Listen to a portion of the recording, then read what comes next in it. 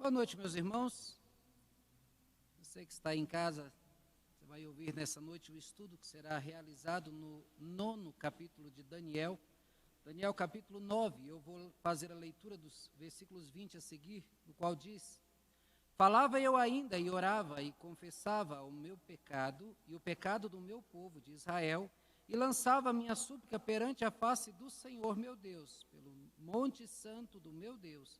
Falava ainda na oração, quando o homem Gabriel, que eu tinha observado na minha visão a princípio, veio rapidamente voando e me tocou à hora do sacrifício da tarde. Ele queria instruir-me e falou comigo e disse: Daniel, agora saí para fazer-te entender o sentido. Então, meus irmãos, no estudo de hoje nós trataremos sobre as 70 semanas. Esse que é um assunto que chama muita atenção, principalmente no meio pentecostal, e uma visão muito apocalíptica é vista, é olhada, é buscada nesse texto, e vamos procurar entender da melhor maneira possível. Daniel, que nós vamos estudar hoje, é Daniel capítulo 9, de 1 a 27. Vou fazer uma comparação aqui. Às vezes, pela manhã, determinada época do ano, a gente se levanta e, ao abrir a janela, a gente não consegue ver nada diante dos nossos olhos. Aquela névoa espessa toma conta de tudo, mas de repente o sol se levanta e com os primeiros raios essa neblina ela se dissipa e aquilo que parecia intransponível, tudo se desfaz e podemos ver claramente.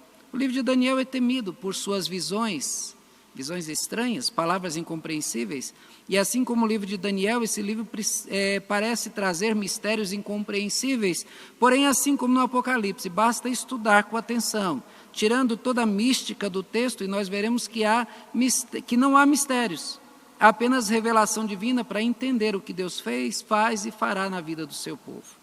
Então vamos tratar nesse estudo a respeito de um tempo para a purificação do povo de Deus.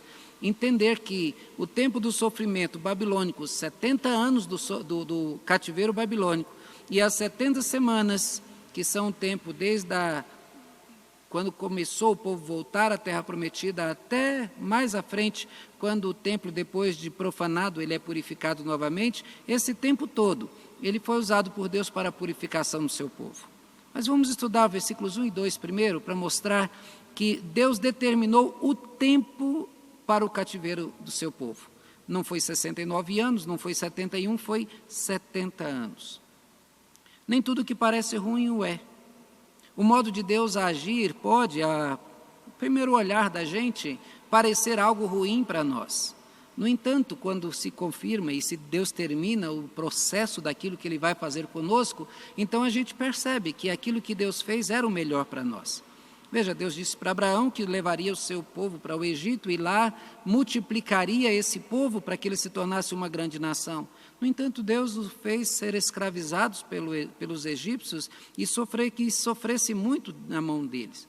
O servo fiel, José do Egito, que era o servo fiel, Deus poderia levá-lo diretamente para tomar frente do povo como líder, mas Deus primeiro o levou para a cadeia, o fez sofrer durante cerca de 13 anos. Deus deixou que se jogassem os 3 amigos de Daniel numa fornalha e Daniel que fosse jogado numa cova cheia de leões. Parece algo ruim, mas esses homens tiveram uma experiência que eu e você nunca tivemos, porque foi no sofrimento que eles experimentaram a presença de Deus. No livro de Juízes, a gente vê isso acontecer. Quando o povo de Deus abandonava a Deus, eles eram escravizados pelos povos vizinhos, eles, depois de muito sofrimento, clamavam a Deus, Deus os libertava, levantava juízes, eles voltavam a servir a Deus. Quando abandonavam a Deus, eles também passavam pelo mesmo processo, porque mostrava que Deus precisava tratar as suas vidas. No livro de Deuteronômio, nós vimos lá as bênçãos decorrentes da obediência e as maldições decorrentes da infidelidade. Por anos, Deus foi longânime com o seu povo, avisando que as afrontas, elas seriam punidas. Nunca deixou de avisar o seu povo que eles seriam punidos. Até que ele trouxe sobre as 10 tribos do norte, a Assíria que veio e dissipou praticamente todas as 10 tribos, trouxe sobre Judá Nabucodonosor, que levou o seu povo para o cativeiro. O cativeiro babilônico provocou muito sofrimento, vergonha e dor. Os lugares sagrados para os judeus foram destruídos, seus tesouros foram levados pelos inimigos, seus velhos, mulheres e crianças foram mortos, mulheres foram estupradas, as grávidas tiveram seus fetos arrancados do seu ventre. Tudo que lhes era motivo de orgulho caiu por terra, se tornaram escravos, cativos, eles foram expulsos das suas próprias terras. E como citei, logo no início, a névoa tomando conta dos nossos olhos, ela nos cega. E às vezes o caminho que está diante dos nossos olhos, ele só é visto depois que as névoas se dissipam. Essa foi a descoberta de Daniel. A informação que tanto precisava estava diante dos seus olhos, e ele nunca tinha conseguido ver, e nenhum outro também. O sofrimento para ele era tanto, a vergonha era tal, a dor era tamanha, que os seus olhos estavam aqui encobertos por uma névoa. Ninguém até aquele dia conseguiu perceber que Deus havia determinado um tempo, 70 anos, para o sofrimento e purificação do seu povo. Os anos se passaram desde que Judá fora levado cativo. O sofrimento ainda permanecia na memória deles, os gritos, o sofrimento, a dor, tudo aquilo. Há muitos que já tinham envelhecido, muitos tinham morrido. Daniel ainda guardava tudo aquilo na memória e isso trazia muita dor. Mas no momento de oração, no momento de estudo da palavra de Deus, do qual ele lia o profeta Jeremias, Deus deu a ele a revelação daquilo que estava lá e ninguém conseguiu ver. Ele fez uma descoberta que daria ao povo um alento, despertaria neles a certeza de voltar para a sua terra, e a informação era: o tempo está acabando, era só 70 anos e está chegando lá. A revelação foi dada por Deus a Daniel.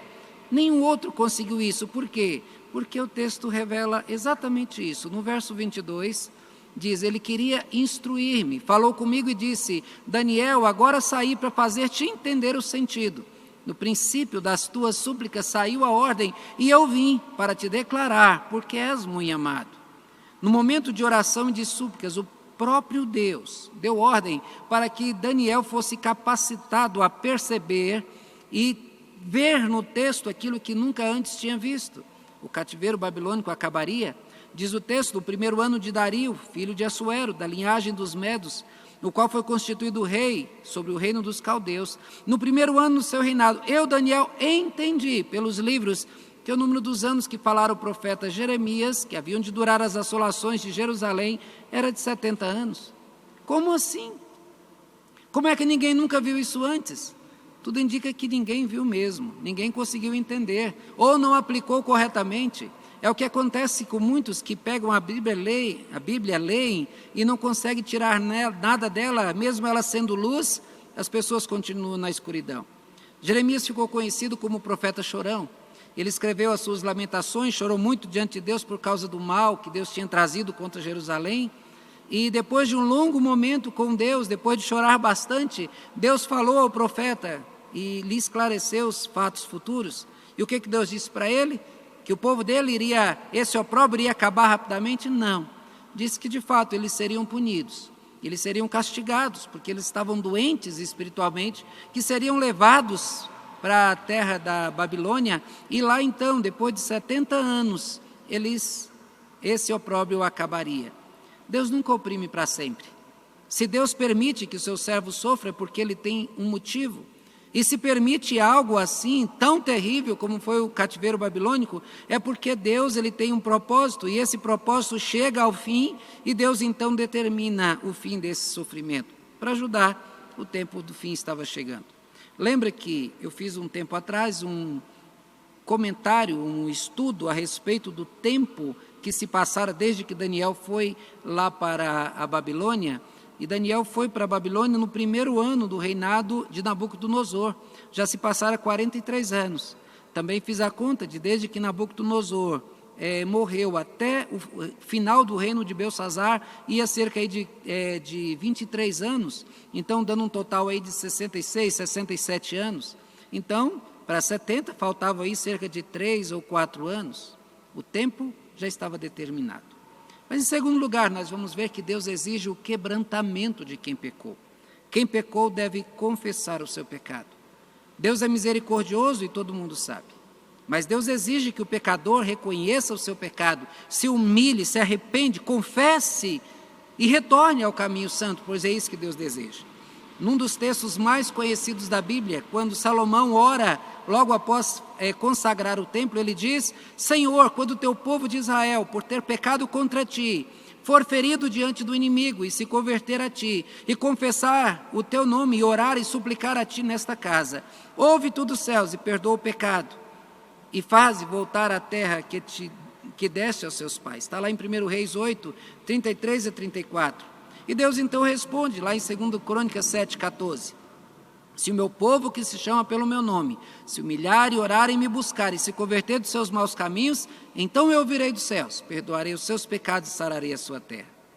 Muitas vezes Israel pecou. Deus castigou, fez sofrer, mas quando se arrependeu, clamou pela misericórdia divina, reconheceu o seu pecado, Deus ouviu, atendeu a sua oração e libertou seu povo. A confissão de pecados unida ao quebrantamento do coração que fora orgulhoso e rebelde é o primeiro passo para receber o bem que vem de Deus. Deus, ele não abençoa o orgulhoso e prepotente, mas quando o pecador se humilha diante dele, ele experimenta o agir misericordioso de Deus. É o que vimos nesse texto. Deus já havia determinado o tempo do fim do cativeiro. Já estava certo, mas ninguém tinha percebido essa informação. Ele estava sofrendo o cativeiro sem a perspectiva do fim. Isso mudou com a oração de Daniel. Qual foi a atitude de Daniel e o teor dessa oração que mudou toda essa situação? Primeiro, veja a postura de Daniel. O texto diz: voltei o rosto ao Senhor Deus para o buscar em oração e súplicas com jejum, pano de saco e cinza. Lembra aqui, meus irmãos, que Jonas, quando ele pregou para a cidade de Nínive, o rei, o povo se humilharam, todos se humilharam, fizeram jejum, assentaram-se sobre cinzas, pediram perdão, suplicaram misericórdia, e Deus então voltou atrás, não castigando como havia determinado. Daniel aqui se porta diante de Deus como todos nós devemos nos portar, quebrantados e humildes. Ele suplica, ele não exige, pois ele reconhece que é servo, ele não é senhor. Ele jejua, revelando que a presença divina é mais importante que o alimento. Ele se veste de pano de saco, é uma roupa sem honra, mostrando que toda a glória deve ser do Senhor, e ele se assenta em cinzas para implorar o seu perdão. A postura correta que Deus aceita. Mas e agora vamos ver o teor da oração. Orei ao Senhor meu Deus, confessei e disse: Ah, Senhor, Deus grande e temível, que guardas a aliança e a misericórdia para com os que temem e guardam os teus mandamentos. Daniel aqui reconhece a fidelidade de Deus, mas em contrapartida, reconhece a infidelidade e a fidelidade de Deus, a infidelidade dele e do povo, além de afirmar que a bondade de Deus seria um ato de misericórdia e não mérito do povo. Ele diz mais: temos pecado e cometido iniquidade, procedemos perversamente e fomos rebeldes, apartando-nos dos teus mandamentos e dos teus juízos, e não demos ouvidos aos teus servos, os profetas que em teu nome falaram, aos reis, a príncipe e a todo o povo. Veja aqui que Daniel ele confessa publicamente o pecado do povo contra Deus. Diz que todos foram rebeldes, perversos, amaram a iniquidade quando deveriam ter amado a Deus, foram rebeldes, afrontando a autoridade de Deus, foram surdos aos avisos de Deus quando Deus os chamava para que voltassem em fidelidade. Ele reconhece que Deus foi justo ao castigar. Ele diz: a ti, ó Senhor, pertence a justiça, mas a nós o corar de vergonha, como hoje se vê. E aí ele mostra que todos pecaram, todos cometeram iniquidade, mas o que cabe ao homem é o corar de vergonha. Ele reafirma a justiça divina. Ele não julga a ira de Deus, mas ele julga a si mesmo. Como o próprio Jeremias, quando ele fala nas suas lamentações, depois de reclamar, depois de falar muito, reconhecer que a misericórdia de Deus é a razão da sua salvação. Ele diz: de que se queixa o homem? Queixe cada um do seu próprio pecado. É isso que Daniel está fazendo. Ele não está julgando Deus porque ele entende que a culpa daquela situação era deles porque pecaram. Esse foi o reconhecimento do profeta Jeremias lá no passado. Em Lamentações 3:22 ele diz: as misericórdias do Senhor são a causa de não sermos consumidos. É ato de misericórdia de Deus.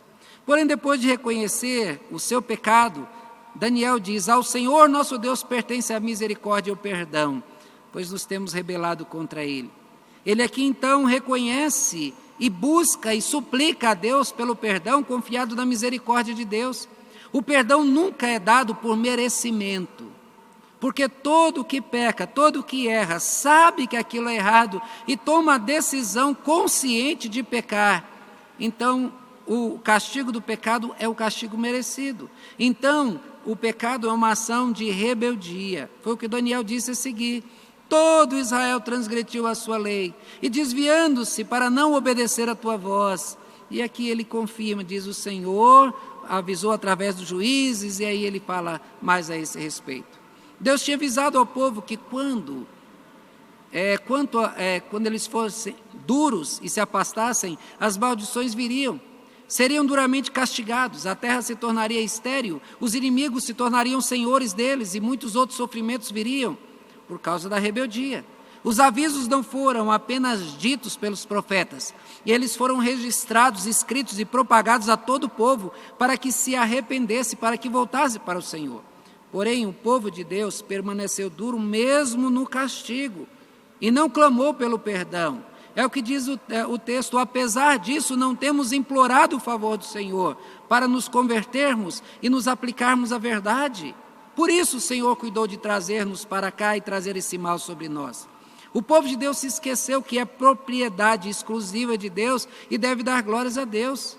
O texto diz aqui: na verdade, ó Senhor nosso Deus, que adquiriste o teu povo na terra do Egito, com mão poderosa a ti mesmo adquiriste renome como hoje se vê. Temos pecado e procedido perversamente. Essa situação se tornou inaceitável. Deus não suportaria ver os seus se dando a ídolos. Ele não divide a sua glória. Daniel, ele pediu a Deus o perdão, ele suplicou para que a ira de Deus se apartasse do seu povo, o furor da ira de Deus se apartasse de Jerusalém, do seu santo monte. Daniel reconhece que não há como exigir perdão ou apresentar qualquer ato de fidelidade. Ele suplica, pois é somente isso que pode fazer, porque eles pecaram tão vilmente contra Deus.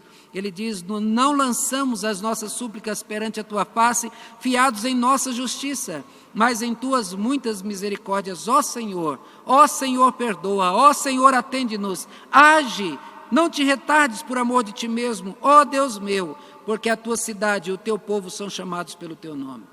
Deus exige a confissão de pecados, não porque Ele não sabe o que fizemos, mas para que nós reconhecemos o nosso próprio erro e abandonemos. Tendo orado, algo aconteceu. Ele diz: falava eu ainda e orava e confessava o meu pecado e o pecado do meu povo.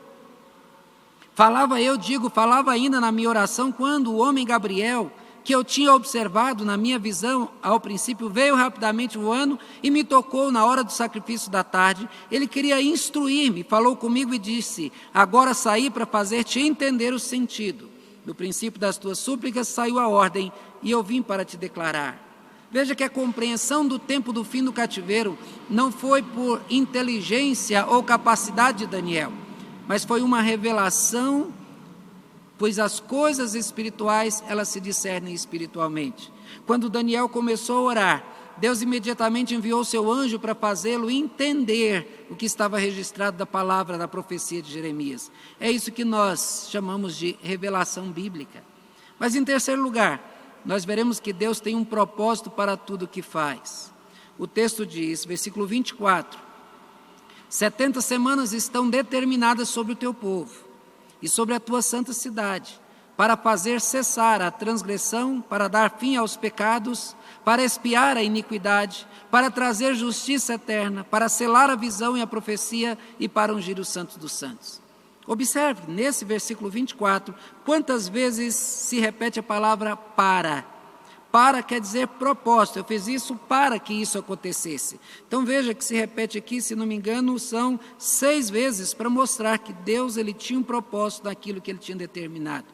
Quando Deus dirigiu o seu povo para a terra prometida, antes de que eles entrassem nela, Deus avisou: quando entrar na terra, expulsem os que estão lá, não casem as suas filhas com os filhos dele, não casem os teus filhos com os filhos deles, porque se eles ficarem no meio de vocês, eles se tornarão armadilhas, eles farão vocês abandonar a Deus.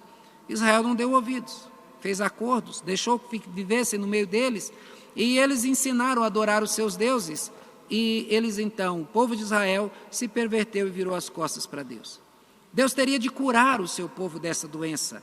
Era uma doença espiritual. Então veja, quando o texto repete que isso é nós vamos ver aqui a ação de Deus, o objetivo de Deus. Vimos que o cativeiro, ele tinha o objetivo de curar a idolatria, a desobediência, a rebeldia, a iniquidade do povo de Deus. O cativeiro foi para Israel como um remédio divino para curar da sua doença espiritual. Como eu entendo que hoje, essa situação que estamos vivendo nessa pandemia, seja da parte de Deus algo para curar o povo da doença espiritual, pois o povo também está afastando de Deus. O Israel pós-exílio nunca mais foi o mesmo. Totalmente diferente do Israel antes do exílio. Nunca mais adoraram a deuses de Canaã, nunca mais fizeram ídolos para si, nunca mais queimaram seus filhos a Moloque, nunca mais adoraram astros celestes. Deus, através do cativeiro, curou o seu povo das suas iniquidades. Daniel estava lá no palácio do rei, a serviço do rei, e ele não se calou diante dessa notícia maravilhosa. Então logo Ciro, o homem escolhido por Deus para libertar o seu povo, como fora predito por Isaías, lá em Isaías 45, cerca de 100 anos antes, seria quando ele se tornaria o rei. Daniel com certeza o fez saber dos planos divinos para ele. E ele então pôde libertar e fazer com que o povo de Deus voltasse para a sua terra. Ciro foi avisado de que o Deus dos céus tinha um propósito para a sua vida, assim como Deus tinha um propósito no cativeiro que ele fez o seu povo passar. Lá em Esdras, no capítulo 1, versículos de 1 a 4, diz: no 1º ano de Ciro, rei da Pérsia, para que se cumprisse a palavra do Senhor, por boca de Jeremias, despertou o Senhor o espírito de Ciro, rei da Pérsia, o qual fez passar pregão por todo o seu reino, como também por escrito, dizendo assim: de Ciro, rei da Pérsia: o Senhor dos céus me deu todos os reinos da terra e me encarregou de lhe edificar uma casa em Jerusalém. Quem dentre vós é desse povo que suba a Jerusalém e construa a casa de Deus, porque lá em Jerusalém é o lugar onde Deus habita. Deus, ele tinha um propósito na vida de Ciro e um propósito no cativeiro babilônico. Ele sabe o que faz. Mas, meus irmãos, nós vamos ver aqui, em quarto lugar, que Deus, mesmo sendo longânimo, misericordioso, nós veremos aqui que Deus ainda permitiria males sobre o seu povo. Versículos 25 a 27 vai tratar disso. Essa, com certeza, é a parte desse texto que é a mais buscada pelos estudiosos. Eles procuram ver nesse texto mensagens apocalípticas, mística, mágica, mas não é o que se entende desse texto.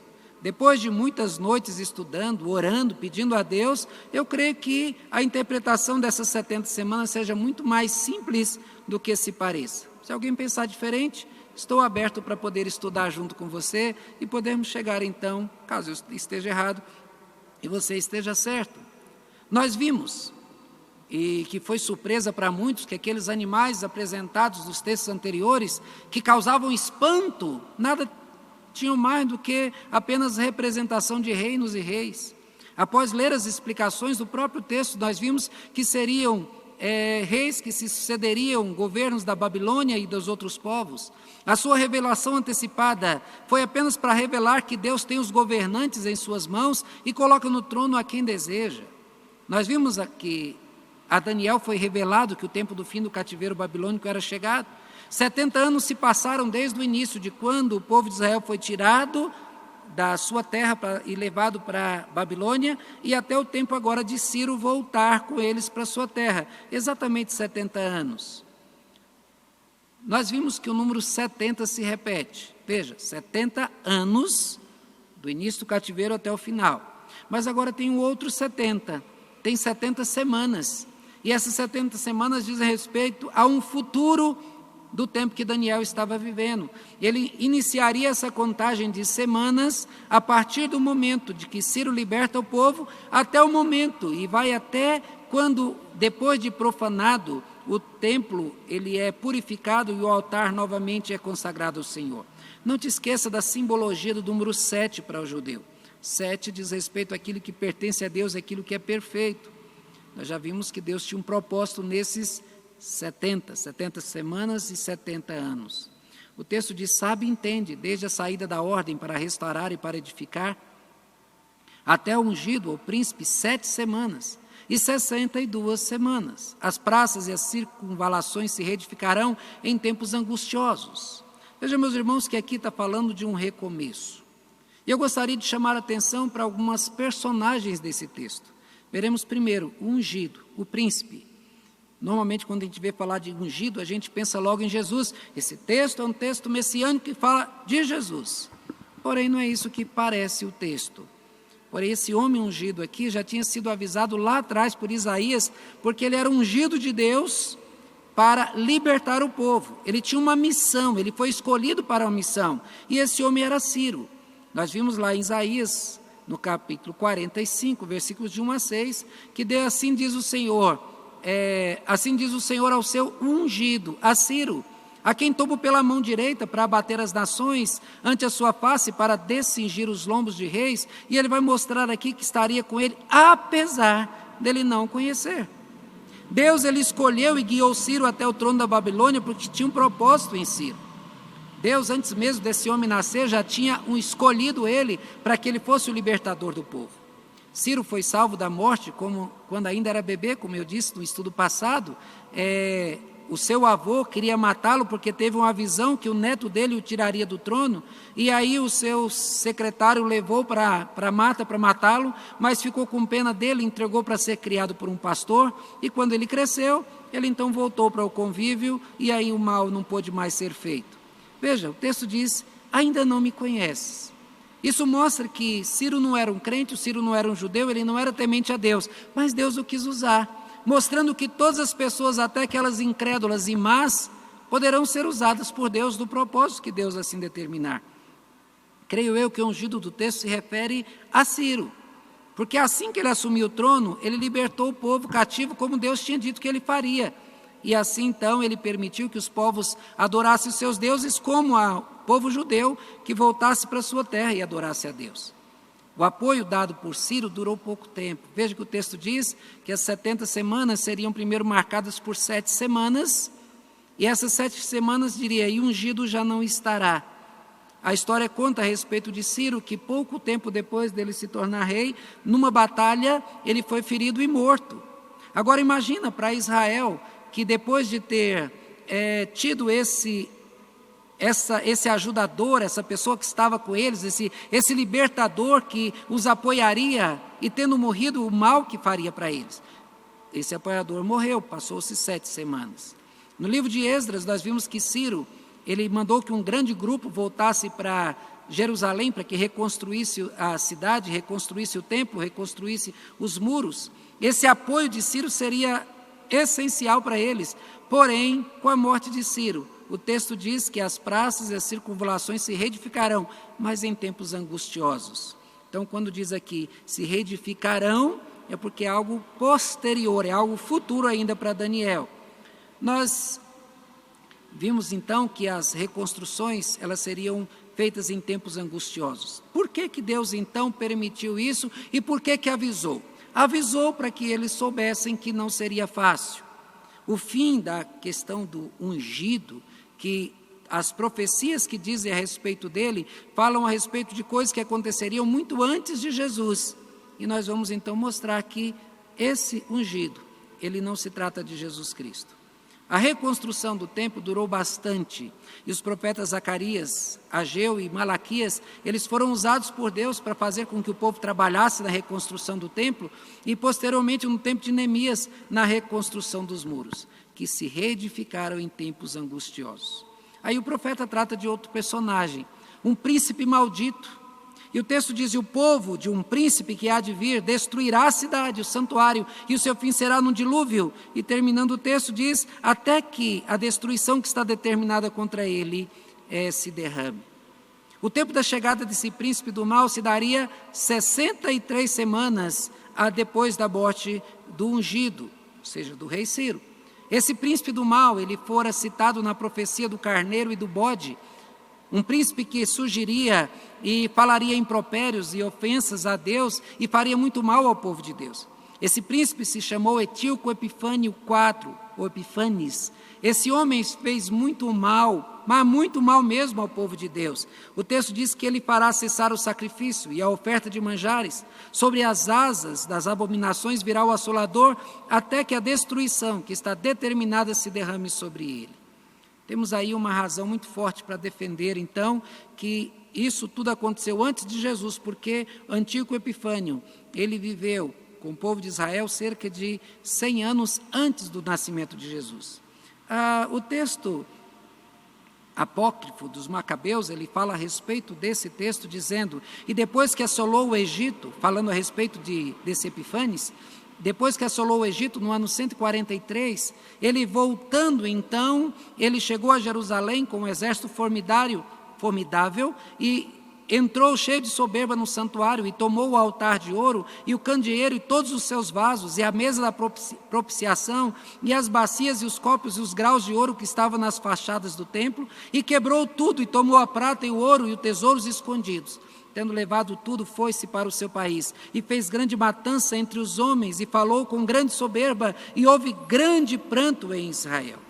Aí diz mais, no dia 15 do mês de Casleu, ano 145, pôs o rei Antíoco o abominável ídolo da desolação em cima do altar de Deus, e por toda parte edificaram altares a toda a cidade da Judéia, e os homens ofereciam incenso e sacrificavam diante das portas das casas, e no meio das ruas, e rasgando os livros da lei de Deus, os queimavam, e a todo aquele em poder do qual se achavam os livros do testamento do Senhor, e qualquer que observava a lei do Senhor, cruelmente o matavam, conforme o edito do rei. As mulheres que circuncidavam seus filhos eram cruelmente mortas, segundo o mandamento do rei Antíoco, e penduravam os meninos ao pescoço deles em todas as casas onde os achavam, e matavam desumanamente os que circuncidavam. Vejam, meus irmãos, todo esse mal já tinha sido avisado que aconteceria, mas quando isso aconteceu foi muito duro. Essa situação durou um tempo relativamente longo, cerca de 6 anos e 4 meses. Esse tempo é o tempo descrito lá atrás, que duraria até 2.300 tardes e manhãs, e depois o santuário seria purificado. Então, esse tempo aí dá cerca de 6 anos e 4 meses, que é o tempo, então, que o templo foi profanado, depois foi purificado, e aí, então, acaba-se esse tempo. Acaba-se 70 semanas. Tudo isso aconteceria até que a destruição que estava determinada se derramasse contra ele. Quando o profeta recebeu essa profecia, Daniel recebeu, Deus já tinha decidido o que faria com Antíoco Epifanes lá na frente. Ele já tinha condenado à morte. O texto diz que levantar-se-á, no capítulo 8, 25, levantar-se-á contra o príncipe dos príncipes, mas será quebrado sem esforço das mãos humanas. Deus matou Antíoco Epifânio IV. Ele foi morto em sua própria casa, vítima de um câncer, como castigo de Deus por ele ter feito tanto mal. Então vejam, meus irmãos, que nesse estudo, nós tratamos a respeito de um tempo para a purificação do povo de Deus. Nós vimos que Deus determinou um tempo para o cativeiro, e esse tempo foi de 70 anos. Deus exige o quebrantamento de quem pecou. Daniel, ele confessou o pecado, reconheceu, e Deus então abriu os olhos para ver que o livramento já estava diante deles. Deus, ele tem um propósito para tudo que faz. Os 70 anos e as 70 semanas, ela tinha um propósito de purificar o seu povo.